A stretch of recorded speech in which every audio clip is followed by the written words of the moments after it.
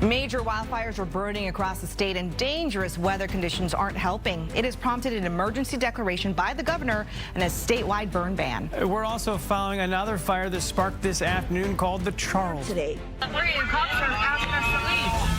the threat forcing thousands to evacuate.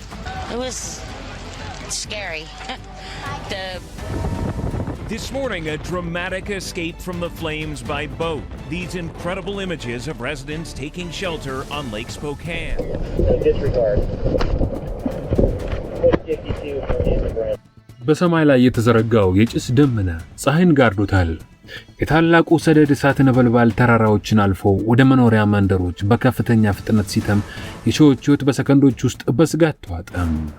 በዩናይትድ ስቴትስ ዋሽንግተን ግዛት በሚገኘው ስፖካንና አካባቢው የተከሰተው አስፈሪ የዱር እሳት አደጋ የአካባቢው ከንቲባ ሊዛ ብራውን እንደገለጹት በቀጠናችን ታሪክ ውስጥ ገጥሞን የማያውቅ እጅግ አስፈሪ ተፈጥሯዊ አደጋ ሆኖ ተመዝግቧል።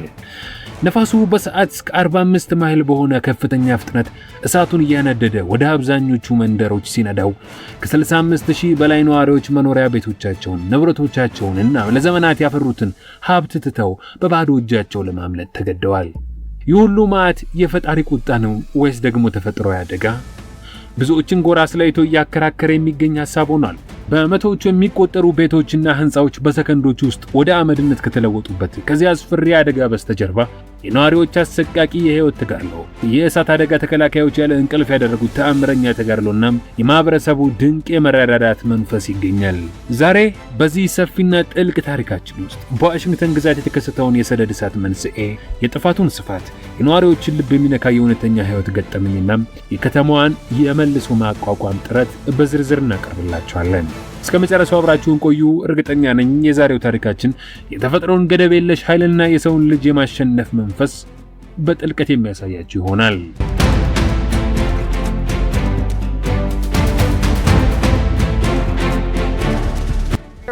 Dangerous wildfires continue to threaten communities in Spokane, Washington. And just this morning, we've learned they've burned over 5,000 acres and damaged or destroyed more than 600 structures. አደጋው የጀመረው በዋሽንግተን ግዛት ምስራቃዊ ክፍል በሚገኘው ስፖካን ካውንቲ ውስጥ በከፍተኛ የሙቀት ማዕበልና የድርቅ ወቅት ነበረ። አካባቢው ላለፉት ወራት ምንም አይነት የዝናብ ጠብታ ያላየና አፈሩም ሆነ እጽዋቱ እጅግ ደርቀው ለትንሽ የእሳት ብልሽታ ዝግጁ የሆኑበት ወቅት ነበረ። በድንገት በተነሳ የእሳት ብልሽታ ሳቢያ የተነሱትና በኋላ ላይ ግሬይ ፋየር፣ ኦሪገን ሮድ ፋየር፣ ኦልድ ትሬልስ እና ኦተም ሌን በመባል የታወቁት ታላላቅ የሰደድ እሳቶች በከፍተኛው የነፋስ ኃይል ታግዘው በደቂቃዎች ውስጥ ከቁጥጥር ውጭ ወጡ። ነፋሱ እሳቱን በተራራማውና በጥቅጥቅ ደን በተሸፈነው ቀጠና ላይ በከፍተኛ ፍጥነት እያነደደ ሲነዳው ነበልባሉ የመንገድ ድልድዮችና ወንዞችን ሳይቀር ተሻገረም።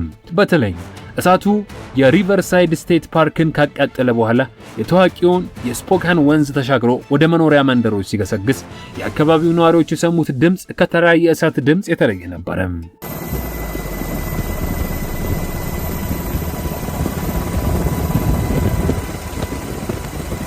ልክ እንደ ጄት መኪና የሚያስፈራ የነጎድጓድ ድምጽ እያሰማ የመጣው እሳት ኢንዲያን ትሬል እና 5 ማይል ፕሬር በመባል የሚታወቁትን ውብ የመኖሪያ መንደሮች በአጭር ጊዜ ውስጥ በጭስና በነበልባል ዋጣቸው። የዋሽንግተን ግዛት የብሔራዊ ዘበኛ አዛዥ ሜጀር ጀነራል ጄንት ዌልቭ ሁኔታውን ሲገልጹ በ38 ዓመታት ወታደራዊና የአደጋ ጊዜ አገልግሎት ዘመናቸው ውስጥ እንደዚህ ያለ አስፈሪና ፈጣን የእሳት እንቅስቃሴ አይተው እንደማያውቁ ተናግረዋል። እሳቱ በሚንቀሳቀስበት ጊዜ የነበረው የሙቀት መጠን ከፍተኛ ከመሆኑ የተነሳ የመንገድ አስፋልቶችን፣ የመኪና ጎማዎችንና የፕላስቲክ አጥሮችን በሰከንዶች ውስጥ አቅልጧቸዋል።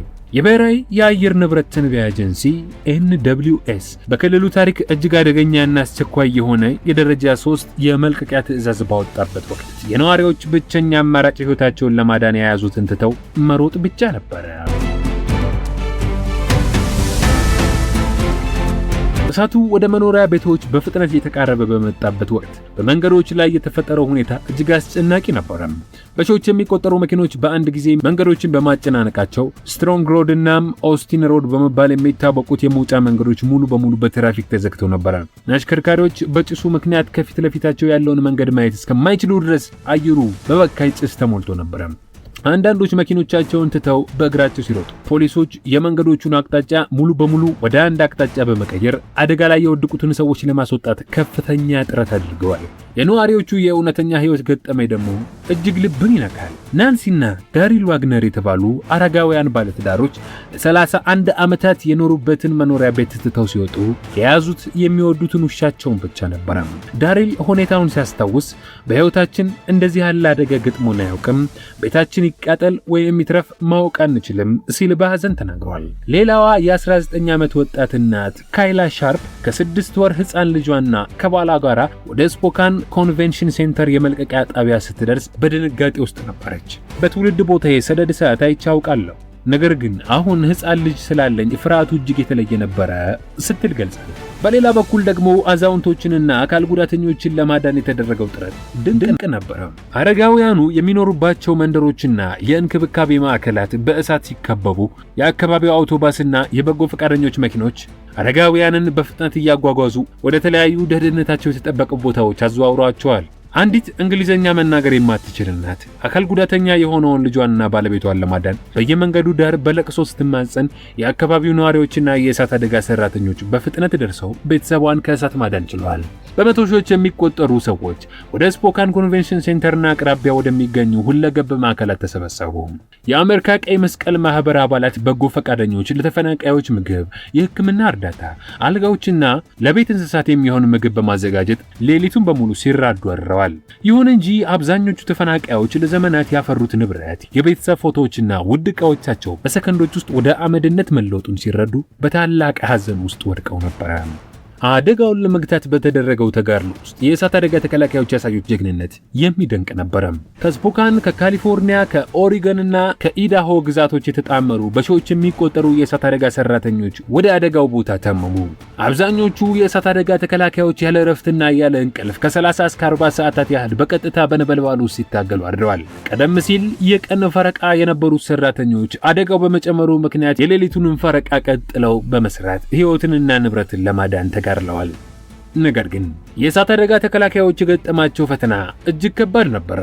እሳቱ በከፍተኛ ፍጥነት በመስፋፋቱ ምክንያት በከተማዋ የውሃ ማደራጃ ቱቦዎችና የውሃ ታንከሮች ላይ ያለው የውሃ ግፊት በከፍተኛ ሁኔታ ቀነሰ።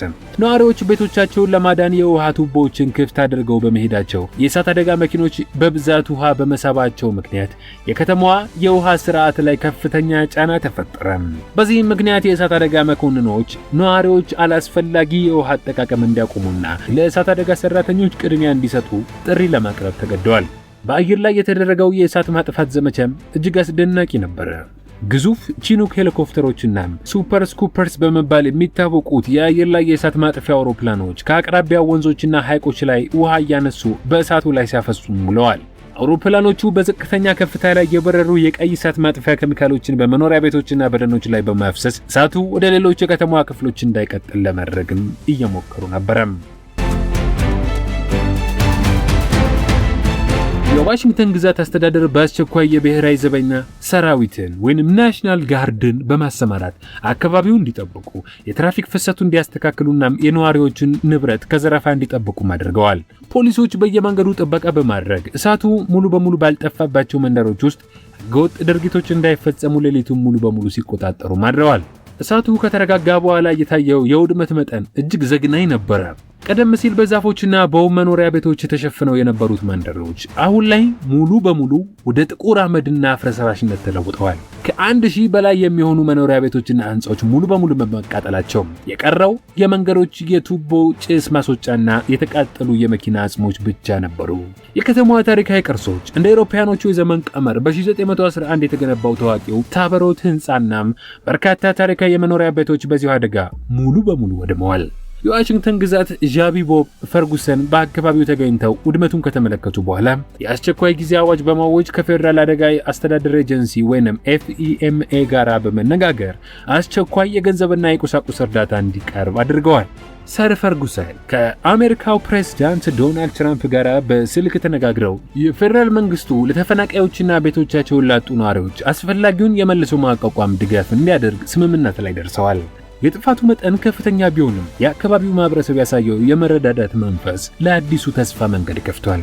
ከተለያዩ የግዛቱ ክፍሎች የመጡ አብሮነቶች፣ የምግብና የአልባሳት እንዲሁም የበጎ ፈቃደኞች የተቀናጀ ጥረት ከተማዋ እንደገና እንድታገግም ትልቅ አቅም ሆኖታል።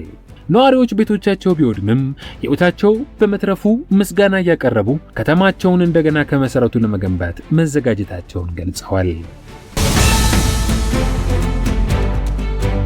ዋሽንግተን ግዛት የተከሰተው ይህ ታላቅ የሰደድ እሳት አደጋ የተፈጥሮን ገደብ የለሽ ኃይልና የአየር ንብረት ለውጥ የሚያስከትለውን አደገኛ መዘዝ በግልጽ ያሳየን ክስተት ሆኗል። ከእሳት አደጋው በኋላ የታየው ውድመት እጅግ አሳዛኝ ቢሆንም የሰው ልጅ በአስቸጋሪ ሁኔታዎች ውስጥ የሚያሳየው የመቋቋም አቅም፣ የእሳት አደጋ ሰራተኞች መስዋዕትነትና የማህበረሰቡ አንድነት ከተማዋ እንደገና ከጨለማ ወጥታ እንድትቆም ተስፋ ሆኗታል። ተፈጥሮን መንከባከብ፣ ለአካባቢ ጥበቃ ጥንቃቄ ማድረግና በአስቸጋሪ ጊዜያት እርስ በርስ መረዳዳት የሁላችንም የረጅም ጊዜ ኃላፊነት ሊሆን ይገባል። ይህ አደጋ ከተማዋንና ንብረቷን ቢጎዳውም የህዝቡን ጽናትና የመረዳዳት መንፈስ ግን ሊሰብረው አልቻለም። ውድ የዘይገርም ተመልካቾች እስካሁን ደቂቃ ድረስ ስለተከታተላችሁን ከልብ አድርገን እያመሰገንን ቪዲዮውን ከወደዳችሁት መረጃ ዝጭ ነው ብላችሁ ካሰባችሁ ቪዲዮውን ላይክ፣ ቻናሉን ሰብስክራይብ በማድረግ ያላችሁን ሐሳብ አስተያየትም ከስር በኮሜንት መስጫ ስፍራው ላይ በማስቀመጥ ቤተሰባችንን ይቀላቀሉ። በቀጣይ አዲስ መረጃ ሰጪ በሆነ ቪዲዮ እስከምንገናኝ ሰላም።